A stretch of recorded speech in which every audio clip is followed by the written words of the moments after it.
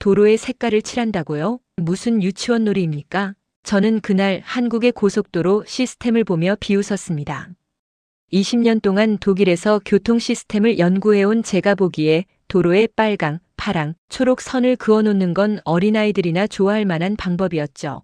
독일의 아우토반은 속도 제한도 없이 완벽하게 작동하는데 한국은 도로를 색칠 공부장처럼 만들어 놓았으니 얼마나 한심해 보였는지 모릅니다. 저는 동료들과 함께 그 시스템을 조롱했고 한국 담당자가 설명을 시도할 때마다 코웃음을 쳤습니다. 하지만 며칠 후 저는 고속도로 한가운데서 눈물을 흘리고 있었고 제가 그토록 무시했던 그 색깔 선들이 제 모든 신념을 산산조각 내버렸습니다. 이 놀라운 반전 이야기가 궁금하시다면 구독과 좋아요를 눌러주세요. 그리고 어디에서 듣고 계신지 댓글로 남겨주시면 영상 제작에 큰 힘이 됩니다. 저는 독일에서 교통 시스템을 연구하는 엘리자베트입니다. 20년 동안 이 분야에서 일해왔고 동료들 사이에서는 꽤 인정받는 편이었죠. 지금 돌이켜보면 그 자부심이 제 눈을 멀게 했던 것 같습니다. 그날 이후 저는 밤마다 후회의 잠을 설쳤지만 그 일이 있기 전까지 제 삶은 완벽하게 평온했습니다. 매일 아침 7시 30분에 일어나 커피를 마시고 8시 45분에 연구소에 도착하는 규칙적인 일상이었죠. 독일의 교통 시스템은 제게 있어 단순한 연구 대상이 아니라 자랑스러운 유산이었고 특히 아우토반은 전 세계가 부러워하는 독일의 상징이었습니다. 속도 제한 없이도 사고율이 낮고 효율적으로 작동하는 그 시스템을 연구하며 저는 늘 뿌듯함을 느꼈습니다. 제 아버지도 교통공학자였고 어릴 적부터 저는 독일 도로의 우수성에 대해 배우며 자랐습니다. 엘리, 우리 독일의 시스템은 과학적이고 체계적이란다. 감정이나 직관이 아니라 데이터와 논리로 만들어진 거야. 아버지의 말씀은 제 신념의 뿌리가 되었고 대학에서 교통공학을 전공하며 그 믿음은 더욱 확고해졌습니다. 교수님들은 늘 유럽의 교통 시스템을 모범 사례로 가르쳤고 특히 신호체계와 표지판의 정밀함을 강조했습니다. 아시아 국가들의 시스템은 교과서에서 거의 다뤄지지 않았고 가끔 언급되더라도 개선이 필요한 사례로 소개되곤 했죠. 20년 전 26살의 저는 베를린 교통연구소에 입사했고 누구보다 열심히 일했습니다. 밤늦게까지 데이터를 분석하고 주말에도 현장을 찾아다니며 제 실력을 증명해야 했죠. 그렇게 10년을 일하고 40이 되었을 때 저는 교통안전부서의 책임자가 되었습니다. 동료들은 제 분석 능력을 인정했고 유럽교통학회에서도 제 논문이 여러 차례 인용되었습니다. 저는 제가 쌓아온 경력과 지식에 확신을 가지고 있었고 독일 시스템의 우수성을 의심해 본 적이 단 한 번도 없었습니다. 그해 봄 연구소에서 아시아 교통 시스템 조사 프로젝트가 시작되었고 저는 한국을 담당하게 되었습니다. 솔직히 말하면 처음에는 시간 낭비처럼 느껴졌습니다. 한국에서 배울 게 뭐가 있겠어? 저는 속으로 투덜거렸지만 상사의 지시였기에 어쩔 수 없이 준비를 시작했죠. 자료를 찾아보니 한국이 색깔 유도선 시스템을 사용한다는 내용이 있었고 저는 그 순간 피식 웃음이 나왔습니다. 도로에 색깔을 칠한다니 마치 유치원 교실 바닥에 동물 발자국을 그려놓는 것처럼 유치하게 느껴졌거든요. 역시 후진적인 방법을 쓰는구나. 저는 그렇게 생각하며 한국 방문이 그저 형식적인 절차일 뿐이라고 여겼습니다. 출발 일주일 전 저는 동료 슈테판과 클라우스에게 한국 자료를 보여주며 이야기를 나눴습니다. 보세요. 도로에 빨강, 파랑, 초록 선을 그어놨대요. 제가 말하자 슈테판이 고개를 저으며 말했습니다. 색깔? 그건 어린이들 교통안전 교육용 아닌가? 클라우스도 동조했죠. 과학적 근거가 없는 방법이야. 우리 유럽 매뉴얼에는 그런 방식이 권장되지 않아. 우리는 함께 웃으며 한국 방문이 얼마나 시간 낭비일지 이야기를 나눴습니다. 그때 저는 몰랐습니다. 제가 곧 그 웃음을 후회하게 될 거라는 사실을요. 인천공항에 도착한 건 오후 4시 20분이었고 입국 수속을 마치고 나오니 오후 5시가 조금 넘어 있었습니다. 공항은 생각보다 깨끗하고 현대적이었지만 저는 그저 공항은 어느 나라나 비슷하지라고 생각하며 별 감흥 없이 렌터카를 찾아갔습니다. 한국도로공사에서 보낸 가이드가 공항에서 기다리고 있었고 그는 자신을 김 과장이라고 소개했습니다. 환영합니다, 박사님. 오늘은 호텔까지만 모시고 내일부터 본격적인 일정을 시작하겠습니다. 김 과장은 정중했지만 저는 그가 제 시간을 빼앗는 사람처럼 느껴져서 대충 인사만 하고 차에 올라탔습니다. 고속도로에 진입한 건 오후 5시 40분쯤이었고 저는 창밖을 무심히 바라보다가 도로를 보는 순간 눈을 의심했습니다. 도로 곳곳에 빨간색, 파란색, 초록색 선이 그어져 있었고 차선마다 다른 색깔로 구분되어 있었죠. 자료로 봤을 때도 황당했지만 실제로 보니 더욱 어처구니가 없었습니다. 저게 정말 색깔이네요. 저는 김 과장에게 물었고 그는 밝게 웃으며 대답했습니다. 네, 우리 한국의 색깔 유도선 시스템입니다. 운전자들이 차선을 더 쉽게 인식할 수 있도록 개발한 거죠. 저는 고개를 끄덕이는 척했지만 속으로는 역시 후진적이야라고 생각하고 있었습니다. 호텔에 도착해서 동료 슈테판에게 메시지를 보냈습니다. 한국도로 봤어. 정말 색깔 칠해놨더라. 유치원 같아. 몇 분 후 슈테판이 답장을 보냈습니다. 내가 뭘 했어? 과학적이지 않다니까. 사진 좀 찍어서 보내줘. 학회에서 웃음거리로 삼을 수 있을 것 같은데. 저는 피식 웃으며 창밖의 도로 사진을 몇 장 찍어서 보냈고 슈테판뿐 아니라 클라우스에게도 공유했습니다. 클라우스는 곧바로 답장을 보냈죠. 이건 교통공학이 아니라 미술 시간이네. 우리 독일 시스템이 얼마나 우수한지 새삼 느껴져. 저는 그들의 메시지를 읽으며 만족스러운 미소를 지었고 한국에서의 며칠이 그저 형식적인 방문으로 끝날 거라고 확신했습니다. 다음 날 아침 9시 저는 김 과장과 함께 한국도로공사 본사를 방문했습니다. 회의실에는 5명의 한국 측 관계자들이 앉아 있었고 그들은 저를 정중하게 맞아주었습니다. 박사님, 오늘은 저희 색깔 유도선 시스템에 대해 설명드리고 실제 현장도 함께 둘러보려고 합니다. 김 과장이 말했고 저는 예의상 고개를 끄덕였지만 별 기대는 하지 않았습니다. 그들은 프레젠테이션을 시작했고 색깔 유도선이 야간 시인성을 높이고 운전자의 인지 속도를 빠르게 만든다는 내용을 설명했죠. 하지만 저는 그들의 말을 듣는 둥 마는 둥 했고 속으로는 신호등과 표지판만 제대로 설치하면 되는 걸 왜 이렇게 복잡하게 만들까라고 생각하고 있었습니다. 회의가 끝나고 오전 11시 저는 김 과장과 함께 실제 고속도로 현장으로 이동했습니다. 차를 타고 가는 동안 저는 창밖의 도로를 유심히 관찰했고 색깔 선들이 생각보다 선명하다는 걸 인정할 수밖에 없었습니다. 특히 햇빛이 강한 낮인데도 색깔이 또렷하게 보였고 차선 구분이 확실히 잘 되는 것처럼 느껴졌죠. 하지만 저는 그 생각을 애써 무시하며 그냥 페인트를 많이 쓴 것뿐이야.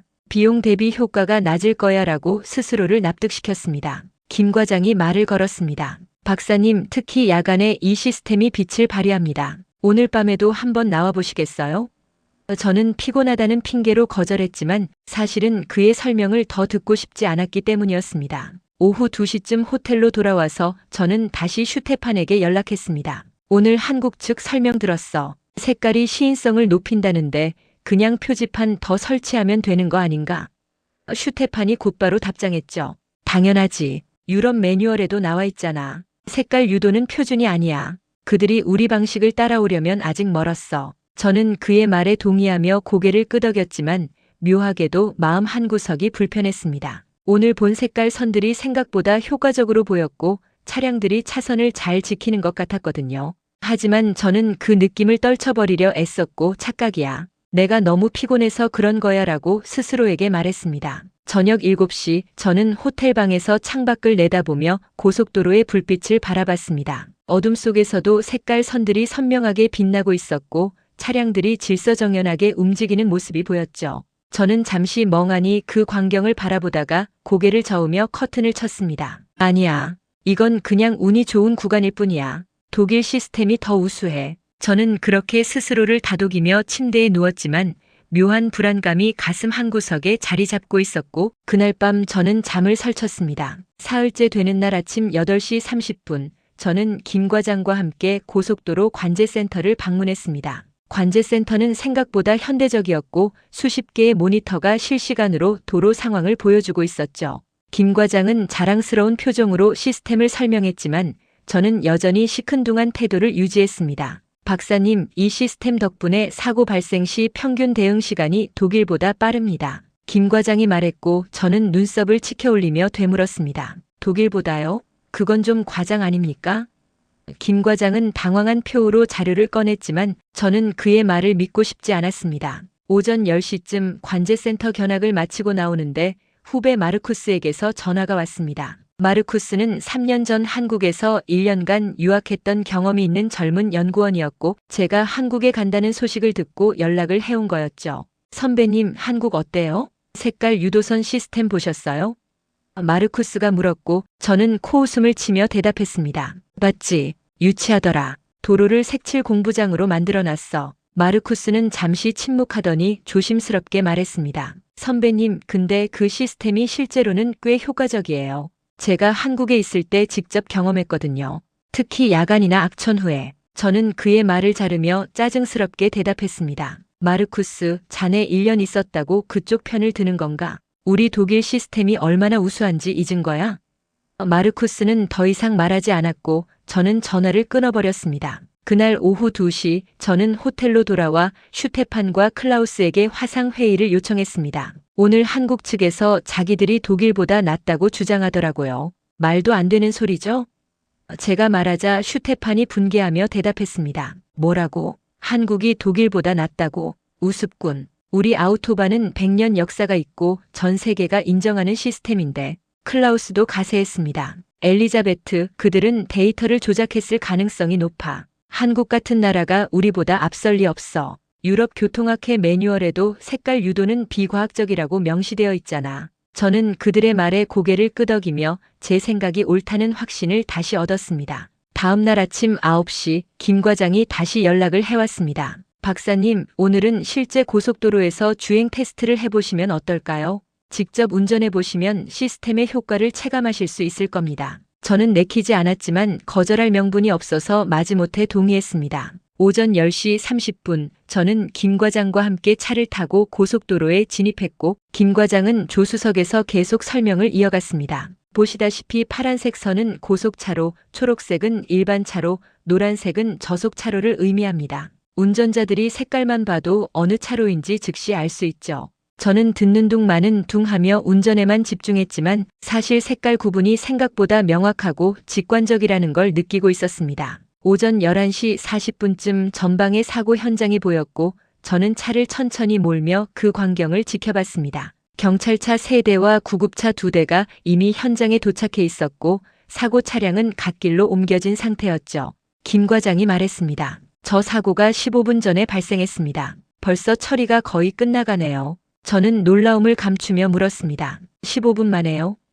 김 과장은 자연스럽게 대답했습니다. 네, 우리 평균 처리 시간이 14분 정도 됩니다. 색깔 유도선 덕분에 구급차가 빠르게 도착할 수 있거든요. 저는 순간 당황했지만 곧바로 운이 좋았거나 사고가 경미했겠지라고 생각하며 넘어갔습니다. 오후 1시 점심을 먹으며 김 과장은 다시 한번 데이터를 보여주려 했습니다. 박사님, 이 자료를 보시면 저희 시스템의 효과를 확인하실 수 있습니다. 지난 10년간의 사고율과 골든타임 데이터인데 저는 그의 말을 자르며 냉정하게 말했습니다. 김 과장님, 데이터는 조작될 수 있습니다. 그리고 한국의 도로 환경과 독일의 도로 환경은 다르니까 단순 비교는 무의미해요. 김 과장은 당황한 표우로 입을 다물었고 저는 식사를 마치고 자리에서 일어났습니다. 그날 오후 저는 마르쿠스에게서 다시 전화를 받았습니다. 선배님, 제발 한 번만 마음을 열고 보세요. 한국 시스템이 정말 좋다니까요. 저는 화가 나서 소리쳤습니다. 마르쿠스,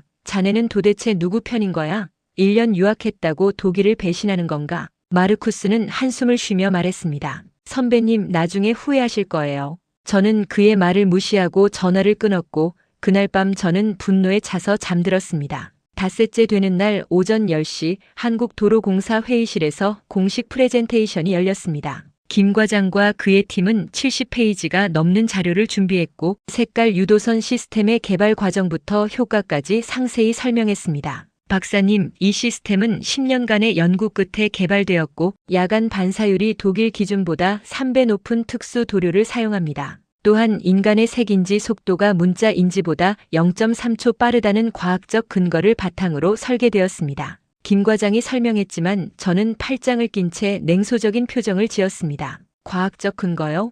그럼 왜 유럽 교통학회에서는 이 방식을 채택하지 않죠? 제가 물었고 회의실이 잠시 조용해졌습니다. 김 과장은 당황하지 않고 차분하게 대답했습니다. 유럽 매뉴얼은 1990년대에 만들어진 기준이고 당시에는 색깔 도료 기술이 발달하지 않아서 비효율적이었습니다. 하지만 2000년대 들어 도료 기술이 발전하면서 상황이 달라졌죠. 저희는 최신 기술을 적용했고 실제 데이터로 효과를 증명했습니다. 김 과장은 그래프를 화면에 띄웠습니다. 독일의 평균 사고 처리 시간은 38분, 한국은 14분.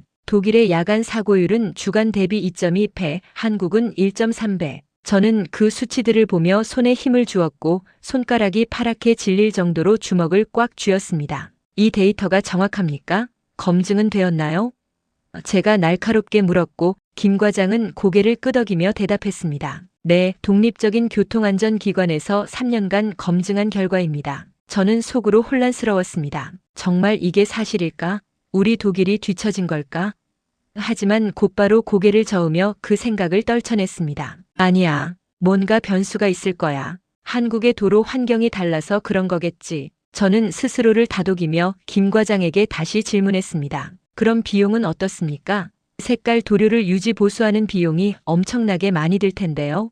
김 과장은 준비된 답변을 내놓았습니다. 초기 비용은 높지만 사고 감소로 인한 경제적 효과가 훨씬 큽니다. 연간 약 2천억 원의 사회적 비용을 절감하고 있고 이는 초기 투자 대비 5배의 효과입니다. 저는 더 이상 할 말이 없었지만 인정하고 싶지 않았습니다. 오후 2시 회의가 끝나고 저는 혼자 복도를 걸으며 생각에 잠겼습니다. 손이 미세하게 떨리고 있었고 가슴이 답답했습니다. 내가 지금 뭘 하고 있는 거지? 혹시 내가 틀린 건 아닐까? 하지만 그 순간 슈테판에게서 메시지가 왔습니다. 엘리자베트, 오늘 유럽 교통학회에서 너의 독일 시스템 논문을 높이 평가했어. 자신감을 가져. 우리가 오라. 저는 그 메시지를 읽으며 다시 확신을 되찾았습니다. 그래, 나는 20년 동안 이 분야에서 일했어. 유럽 학회가 인정하는 시스템을 믿어야지. 한국의 몇 년 데이터를 어떻게 믿어? 저는 고개를 들고 김 과장에게 돌아가 말했습니다. 김 과장님, 데이터는 잘 봤습니다. 하지만 저는 여전히 유럽 방식이 더 과학적이라고 생각합니다. 색깔 유도는 보조수단일 뿐이에요. 김 과장은 실망한 표를 감추지 못했고 저는 그 모습을 보며 오히려 안도감을 느꼈습니다. 내가 오라. 내가 흔들리면 안 돼. 오후 5시 저는 호텔로 돌아와 슈테판과 클라우스에게 화상회의를 걸었습니다. 오늘 한국 측이 데이터를 보여줬는데 뭔가 조작된 것 같아요. 너무 완벽해서 오히려 의심스러워요. 제가 말하자 클라우스가 동의했습니다. 당연하지. 그들이 우리를 이기려고 숫자를 부풀렸을 거야. 독일이 뒤처질 리 없어. 슈테판도 말했습니다. 엘리자베트, 흔들리지 마. 우리는 20년 넘게 이 분야를 이끌어왔어. 한국 따위가 우리를 넘을 수 없어. 저는 그들의 말에 고개를 끄덕이며 제 선택이 옳다는 확신을 다시 얻었습니다. 그날 밤 11시 저는 침대에 누워 천장을 바라보며 오늘 본 그래프들을 떠올렸습니다. 38분분 대 14분, 2.2배 대 1.3배. 그 숫자들이 머릿속에서 맴돌았고 저는 눈을 감으려 애썼지만 잠이 오지 않았습니다. 혹시 내가 고집을 부리는 걸까? 아니야, 나는 전문가야. 내 판단을 믿어야 해. 저는 그렇게 스스로를 설득하며 마음을 굳게 먹었습니다. 한국의 시스템을 인정하지 않기로 독일로 돌아가서 이 방문이 시간 낭비였다고 보고하기로 결심했죠. 마르쿠스의 경고가 다시 떠올랐습니다. 선배님, 나중에 후회하실 거예요. 하지만 저는 그 말을 무시했고 오히려 제 자신감이 더욱 굳어졌습니다. 후회는 없을 거야. 나는 옳은 선택을 하고 있어. 일주일째 되는 날 오전 9시 저는 김 과장에게서 마지막 전화를 받았습니다. 박사님, 그동안 저희 시스템을 보여드렸는데 어떻게 생각하시나요? 김 과장의 목소리는 지쳐 있었고 저는 그 순간 승리감을 느꼈습니다. 김 과장님, 솔직히 말씀드리면 인상적이지 않았습니다. 독일로 돌아가서 보고서를 작성하겠지만 유럽 시스템을 대체할 만한 수준은 아니라고 판단됩니다. 제가 말하자 김 과장은 한숨을 쉬며 대답했습니다. 알겠습니다. 그럼 남은 일정은 취소하고 편하게 관광이나 하시다 가세요. 전화를 끊고 나서 저는 만족스러운 미소를 지었습니다. 결국 내가 옳았어. 한국도 포기했잖아. 오전 11시 저는 슈테판과 클라우스에게 승리의 메시지를 보냈습니다. 한국 측이 포기했어. 더 이상 설명하지 않겠대. 우리가 이긴 거야. 슈테판이 곧바로 답장했습니다. 잘했어, 엘리자베트. 그들이 우리를 설득할 수 없다는 걸 깨달은 거지. 독일의 자존심을 지켜줘서 고마워. 클라우스도 축하 메시지를 보냈고 저는 그들의 칭찬에 기분이 좋아졌습니다. 호텔 방에서 창밖을 내다보며 저는 한국에서의 일주일이 헛된 시간이 아니었다고 생각했습니다. 이제 독일로 돌아가서 제대로 된 보고서를 쓰면 돼. 유럽 방식이 최고라는 걸 다시 한번 증명하는 거지. 오후 2시 저는 짐을 싸며 내일 오전 비행기로 독일로 돌아갈 준비를 했습니다. 그런데 창밖을 보니 고속도로에 차량이 평소보다 많이 막혀 있었고 저는 역시 한국도 교통체증은 어쩔 수 없나 보네라고 혼잣말을 했습니다. 하지만 10분쯤 지나자 차량들이 다시 원활하게 움직이기 시작했고 저는 고개를 갸웃거렸습니다. 저렇게 빨리 풀리네. 독일이었으면 적어도 30분은 걸렸을 텐데. 하지만 저는 그 생각을 곧 떨쳐냈습니다. 운이 좋았거나 사고가 아니라 공사였겠지. 오후 4시쯤 마지막으로 고속도로를 드라이브하고 싶어서 렌터카를 몰고 나갔습니다. 색깔 유도선이 여전히 선명했고 차량들이 질서정연하게 움직이고 있었죠. 저는 운전하면서 문득 이상한 점을 발견했습니다. 전방의 구급차가 사이렌을 울리며 다가오는데 앞서 가던 차량들이 신호도 없이 자연스럽게 양옆으로 비켜주는 겁니다. 마치 안무를 연습한 것처럼 일사불란하게 움직였고 구급차는 막힘없이 지나갔습니다. 저는 백미러로 그 광경을 보며 놀랐지만 곧 한국 사람들이 원래 단체 행동을 잘하는 문화라서 그런가 보다라고 생각하며 넘어갔습니다. 오후 5시 30분쯤 저는 휴게소에 들러 커피를 마시며 잠시 쉬고 있었습니다. 옆 테이블에 앉은 한국 남성 2명이 대화를 나누고 있었고 저는 무심코 그들의 이야기를 엿듣게 되었습니다. 어제 고속도로에서 사고 났는데 구급차가 진짜 빨리 왔더라. 7분 만에 도착했어. 색깔 선 덕분이지 뭐. 차들이 바로바로 비켜주니까. 저는 귀를 기울였지만 이내 고개를 저으며 과장하는 거겠지라고 생각했습니다. 하지만 묘하게도 마음 한구석이 불편했고 커피 맛이 씁쓸하게 느껴졌습니다. 오후 7시 호텔로 돌아와서 저는 마르쿠스에게 마지막 인사 메시지를 보냈습니다. 마르쿠스, 내일 독일로 돌아가. 한국 시스템은 별로였어. 자네 말이 틀렸더군. 마르쿠스는 한참 후에 답장을 보냈습니다. 선배님, 정말로 제대로 보신 건가요? 야간 주행도 해보셨어요? 사고 현장도 직접 목격하셨고요. 저는 짜증스럽게 답장했습니다. 다 봤어. 그래도 독일이 낫더라고. 마르쿠스가 다시 메시지를 보냈습니다. 선배님, 나중에 후회하지 않으셨으면 좋겠어요. 정말로. 저는 그의 메시지를 읽고 핸드폰을 내려놓았지만 그의 말투가 묘하게 불안하게 느껴졌습니다. 그날 밤 10시 저는 침대에 누워 천장을 바라보며 지난 일주일을 되돌아봤습니다. 김 과장의 지친 목소리, 차량들이 구급차를 위해 비켜주던 장면, 휴게소에서 들은 대화, 마르쿠스의 경고. 그 모든 것들이 머릿속에서 맴돌았지만 저는 고개를 저으며 내가 너무 예민한 거야. 내일 독일로 돌아가면 다 잊혀질 거야 라고 스스로를 다독였습니다. 하지만 잠이 쉽게 오지 않았고 가슴 한구석이 답답했습니다. 창밖의 고속도로 불빛을 바라보며 저는 묘한 불안감을 떨칠 수 없었습니다. 색깔 유도선들이 어둠 속에서 빛나고 있었고 차량들이 질서정연하게 움직이는 모습이 마치 저를 비웃는 것처럼 느껴졌죠. 아니야, 착각이야. 저는 커튼을 쳤지만 불안감은 사라지지 않았습니다. 하지만 아직 더 큰 진실이 남아 있었습니다. 독일로 돌아온 건 사흘 후 오전 11시였고 저는 곧바로 연구소로 출근해서 한국 방문 보고서를 작성하기 시작했습니다. 한국의 색깔 유도선 시스템은 시각적 효과는 있으나 과학적 근거가 부족하며 유지 보수 비용 대비 효율성이 낮음. 유럽 시스템이 여전히 우수함. 저는 그렇게 쓰며 만족스러운 미소를 지었고 슈테판과 클라우스에게 초안을 보여줬습니다. 그들은 제 보고서를 칭찬했고 역시 엘리자베트는 흔들리지 않는군이라며 고개를 끄덕였습니다. 저는 일주일 동안 보고서를 다듬었고 한국에서의 불안감은 점점 사라지는 것 같았습니다. 그로부터 열흘 후 오후 3시 저는 연구소 사무실에서 커피를 마시며 뉴스를 보고 있었습니다. 그런데 갑자기 속보가 나왔고 아나운서의 목소리가 들렸습니다. 오늘 오전 9시 30분 프랑크푸르트 인근 고속도로에서 다중 추돌 사고가 발생했습니다.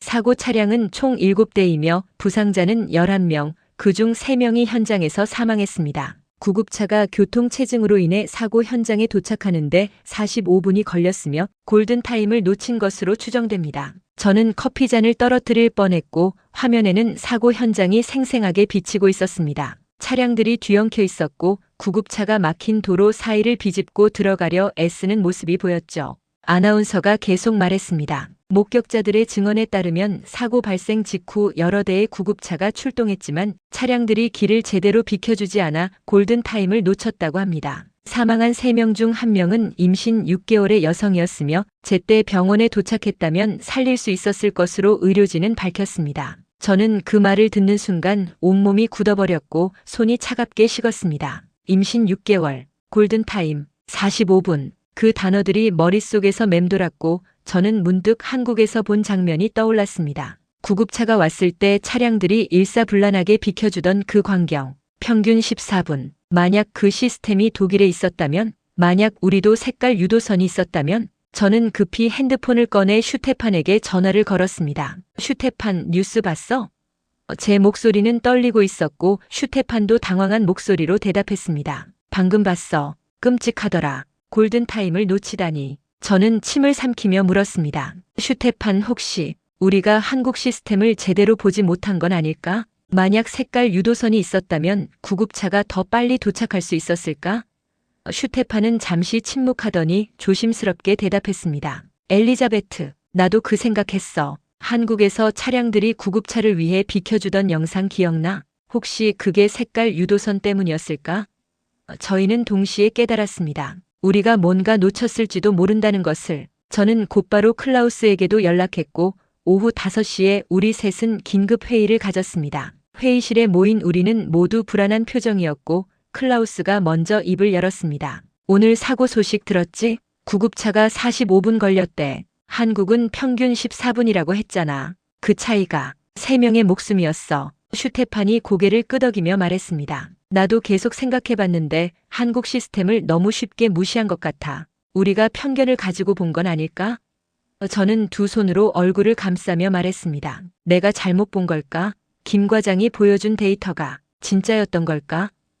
우리는 한동안 침묵했고 회의실에는 무거운 공기만 흘렀습니다. 그날 밤 9시 저는 집으로 돌아와 뉴스를 다시 찾아봤습니다. 사망한 임신부의 남편이 인터뷰를 하고 있었고 그는 눈물을 흘리며 말했습니다. 제 아내와 아기가 만약 구급차가 10분만 일찍 왔어도 의사 선생님이 그러시더라고요. 골든타임만 지켰으면 살릴 수 있었다고. 저는 화면을 보며 눈물이 났고 가슴이 찢어지는 것 같았습니다. 한국에서 김 과장이 했던 말이 떠올랐습니다. 색깔 유도선 덕분에 구급차 길이 자동으로 열립니다. 우리 평균 처리 시간이 14분입니다. 저는 그때 그의 말을 무시했고 심지어 비웃었습니다. 하지만 지금 그 14분과 45분의 차이가 얼마나 큰 의미인지 뼈저리게 느끼고 있었습니다. 저는 핸드폰을 들어 마르쿠스에게 메시지를 보냈습니다. 마르쿠스, 오늘 사고 뉴스 봤어. 나 잘못 본 것 같아. 한국 시스템을 다시 알아봐야 할 것 같아. 마르쿠스는 곧바로 답장했습니다.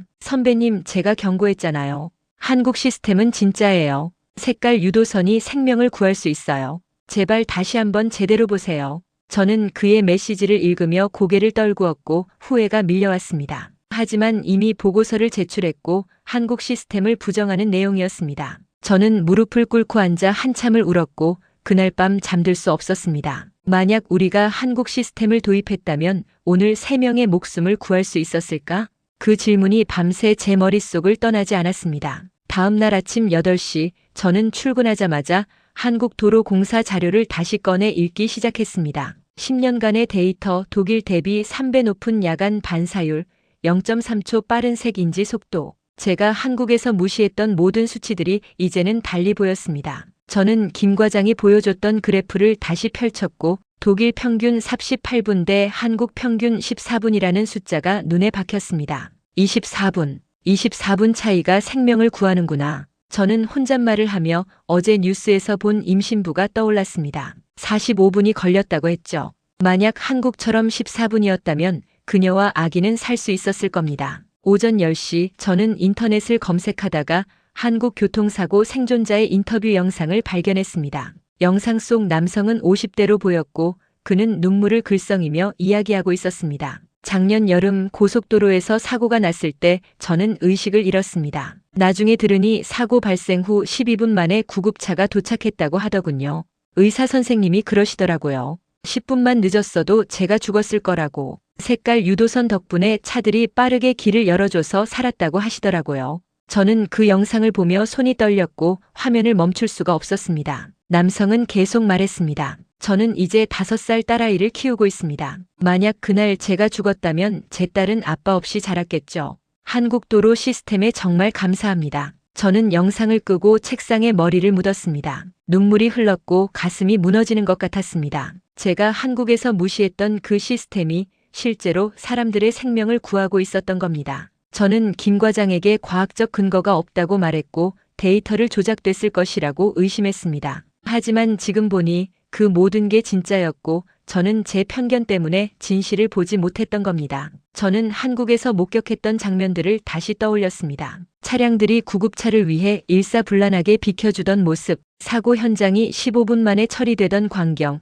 색깔 유도선이 밤에도 선명하게 빛나던 장면. 그 모든 것이 이상한 점이 아니라 효과였던 겁니다. 오후 2시 저는 한국도로공사 자료를 더 깊이 파고들었고 그곳에서 충격적인 사실을 발견했습니다. 유럽 교통 매뉴얼이 색깔 유도선을 비과학적이라고 명시한 건 1992년의 일이었고 당시에는 색깔 도료 기술이 발달하지 않아서 야간 반사율이 낮고 비용이 너무 높았습니다. 하지만 2000년대 들어 특수 도료 기술이 발전했고 한국은 그 기술을 10년간 연구해서 적용했던 겁니다. 저는 제가 30년 전 매뉴얼을 맹신했다는 걸 깨달았고 업계 전체가 오래된 편견에 갇혀 있었다는 것을 알게 되었습니다. 인간의 색인지 속도가 문자 인지보다 0.3초 빠르다는 건 과학적으로 검증된 사실이었고 한국은 그 원리를 도로에 적용한 거였습니다. 저는 다시 한국에서의 장면들을 떠올렸고 이제야 모든 게 이해되었습니다. 첫 번째, 색깔 유도선이 생각보다 선명했던 이유는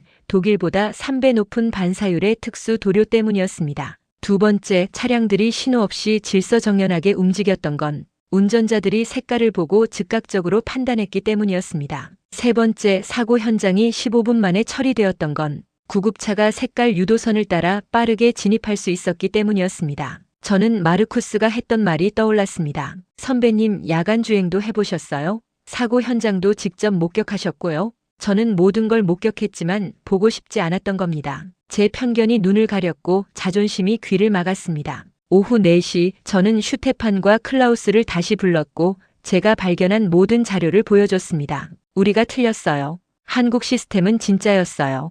유럽 매뉴얼이 오래된 거였고 우리가 업데이트를 안 했던 거예요. 슈테판은 자료를 보며 고개를 떨궜고 클라우스는 얼굴이 창백해졌습니다. 그럼 어제 사고에서 죽은 3명은? 클라우스가 말끝을 흐렸고 저는 눈물을 흘리며 대답했습니다. 우리가 구할 수 있었어요. 만약 우리가 한국 시스템을 진지하게 받아들였다면, 정책에 반영했다면 그들은 살 수 있었어요. 회의실에는 침묵이 흘렀고 우리 셋은 한동안 아무 말도 하지 못했습니다. 저는 책상을 두 손으로 꽉 쥐었고 손톱이 하얗게 질릴 정도로 힘을 주었습니다. 후회가 밀려왔고 저는 제 자신이 너무나 한심하게 느껴졌습니다. 그로부터 한 달 후 저는 독일 의회에서 열린 교통안전 청문회에 증인으로 출석했습니다. 오전 10시 저는 단상에 서서 의원들 앞에서 증언을 시작했습니다. 존경하는 의원 여러분, 저는 20년간 교통 시스템을 연구해온 엘리자베트입니다. 오늘 저는 제 과오를 고백하고 한국의 색깔 유도선 시스템을 독일에 도입해야 한다고 제안하러 왔습니다. 저는 떨리는 목소리로 한국에서의 경험을 이야기했고 제가 어떻게 편견 때문에 진실을 외면했는지 솔직하게 고백했습니다. 의원들은 진지하게 들었고 저는 한국의 데이터를 화면에 보여주며 설명했습니다. 독일의 평균 사고 처리 시간은 38분, 한국은 14분입니다. 이 24분의 차이가 생명을 구합니다. 청문회가 끝나고 오후 3시 저는 복도에서 한 의원을 만났습니다. 그는 제 손을 잡으며 말했습니다. 박사님, 용기 있는 증언 감사합니다. 저희도 한국 시스템을 검토하겠습니다. 저는 고개를 숙이며 대답했습니다. 너무 늦었습니다. 이미 3명이 돌아가셨어요. 의원은 제 어깨를 두드리며 말했습니다. 하지만 박사님 덕분에 앞으로 더 많은 생명을 구할 수 있을 겁니다. 저는 눈물을 참으며 고개를 끄덕였고 제가 할 수 있는 최선을 다하기로 다짐했습니다. 석 달 후 독일 정부는 한국의 색깔 유도선 시스템을 시범 도입하기로 결정했고 저는 그 프로젝트의 자문위원으로 참여하게 되었습니다. 시범 구간에서 놀라운 결과가 나타났습니다. 사고 처리 시간이 평균 22분으로 단축되었고 야간 사고율이 37% 감소했습니다. 동료들도 인정했고 유럽 교통학회에서도 한국 시스템을 재평가하기 시작했습니다. 저는 그 과정을 지켜보며 제가 한국에서 무시했던 그 시스템이 이제 유럽 전역에 퍼져나가고 있다는 사실에 감사했습니다. 1년 후 저는 다시 한국을 방문했습니다. 오후 2시 인천공항에 도착해서 김 과장을 만났을 때 저는 그에게 고개를 깊이 숙였습니다. 김 과장님, 1년 전에는 정말 죄송했습니다. 제 편견 때문에 과장님을 무시했습니다. 김 과장은 미소를 지으며 제 손을 잡았습니다. 괜찮습니다, 박사님. 결국 진실을 알아봐 주셨잖아요. 그것만으로도 감사합니다. 우리는 함께 차를 타고 고속도로로 향했고 저는 창밖의 색깔 유도선을 바라보며 말했습니다. 이제야 보이네요. 이 선들이 얼마나 소중한지. 김 과장은 고개를 끄덕이며 대답했습니다. 이 선들은 단순한 색깔이 아니라 생명을 잇는 길입니다. 지금 저는 후배들에게 이렇게 말합니다. 절대로 편견으로 새로운 것을 판단하지 마세요. 제가 처음 한국 도로를 봤을 때 색깔을 칠한 걸 유치하다고 비웃었습니다. 하지만 그 유치해 보이던 것이 실제로는 수천 명의 생명을 구하고 있었습니다. 여러분도 낯선 것을 만났을 때 먼저 무시하지 말고 왜 그렇게 만들었는지 이해하려고 노력하세요. 저는 이제 강연을 다니며 제 이야기를 나누고 한국 시스템을 유럽에 알리는 일을 하고 있습니다. 제가 1년 전에 저질렀던 실수를 다른 사람들은 반복하지 않기를 바라는 마음에서요. 오늘도 저는 창밖을 보며 도로의 색깔 선들을 바라봅니다. 이제는 그 선들이 아름답게 보이고 희망처럼 느껴집니다. 한국에서 배운 가장 큰 교훈은 이겁니다. 진정으로 선진적인 것은 오래된 방식을 고집하는 게 아니라 더 나은 방법을 배우고 받아들이는 겸손함이라는 것. 저는 이제 그 겸손함을 배웠고 앞으로도 계속 배워나갈 겁니다. 여러분은 어떻게 생각하시나요? 구독과 좋아요는 영상 제작에 큰 힘이 됩니다. 감사합니다.